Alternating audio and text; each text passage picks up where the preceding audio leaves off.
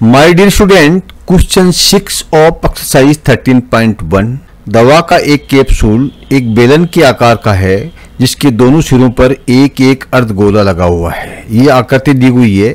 ये कैप्सूल है, बेलन के आकार का है, दोनों सिरों पे अर्धगोला लगा हुआ है। मान लीजिए, देखिए यहाँ पर जो है ये इसका अर्धगोला है और ये यहाँ से इसको सीधी रेखा खींचेंगे तो ये अर्धगोला है। ठीक है, दो अर्धगोले इसके लगे हुए हैं। पूरे कैप्सूल की लंबाई है 14 मिलीमीटर, यानी यहाँ से लेकर के और यहाँ तक, और उसका व्यास 5 mm है। तो आपको पृष्ठीय क्षेत्रफल ज्ञात करना है। देखिए कैसे करेंगे।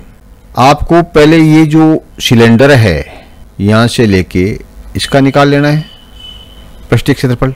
उसके बाद अर्धगोला है, इसका निकाल लेना है दोनों का और सबको जोड़ देना है तो पृष्ठीय क्षेत्रफल आ जाएगा। आपको त्वरित रूप से यहाँ पर आपको पूरा आंसर दिया हुआ है, आप इसको पढ़ लीजिए। आपको आंसर 220 मिलीमीटर स्क्वायर कंप्लीट आ जाएगा। इसके अंदर हमने पहले निकाल लिया है आपका हेमिस्फीयर का निकाल लिया, उसके बाद में हमने आपको सिलेंडर का निकाल लिया और फिर इनको दोनों को दो हेमिस्फीयर का करके सिलेंडर का जोड़ दिया तो आपका आंसर आ गया।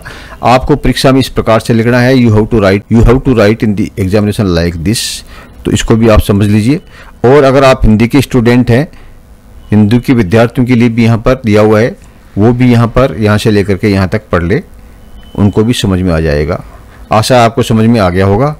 फिर भी अगर आपको डाउट है तो हम इस क्वेश्चन का डिटेल्ड सॉल्यूशन, विस्तृत हल समझाते हैं। आप वीडियो देखना जारी रखिए।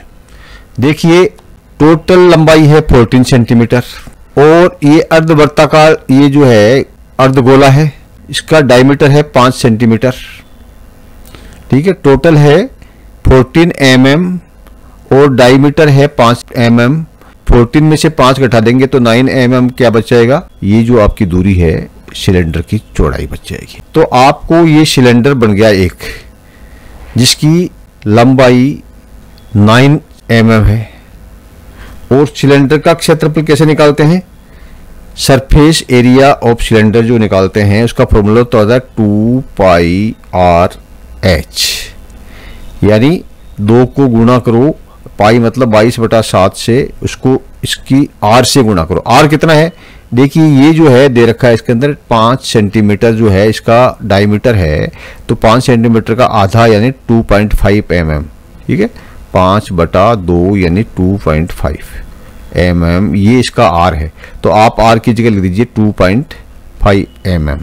और उसके बाद हाइट, ठीक है, तो हाइट इसकी कितनी है, हाइट इसकी है 9 सेंटीमीटर।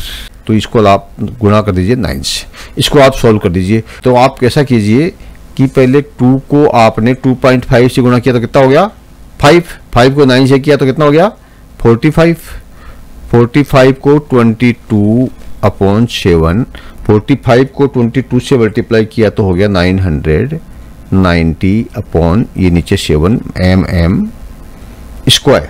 ये आपका हो गया इस सिलेंडर का एरिया। ठीक है, ये जो सिलेंडर है ना आपका, ओके। अब आपको निकालना है ये अर्धगोले का एरिया। तो अर्धगोले का area, surface area of hemisphere, ठीक है, इसका फॉर्मूला क्या होता है 2πr का स्क्वायर। इसमें हाइट होता है, इसमें स्क्वायर होता है। ठीक है, तो कैसे निकालोगे, 2 का तो हमने 2 रखा, पाई का 22/7, 22/7, r वही 2.5 और उसका स्क्वायर यानी फिर 2.5। ओके, आपस में कहीं नहीं कटता है तो आप इसको आपस में मल्टीप्लाई कर दीजिए।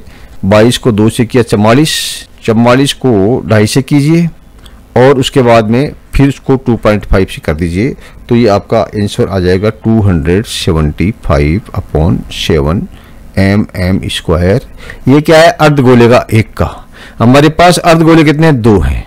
तो आप क्या करोगे, दोनों को जोड़ोगे, 275/7 प्लस 275/7, तो दोनों अर्धगोलों का आ गया।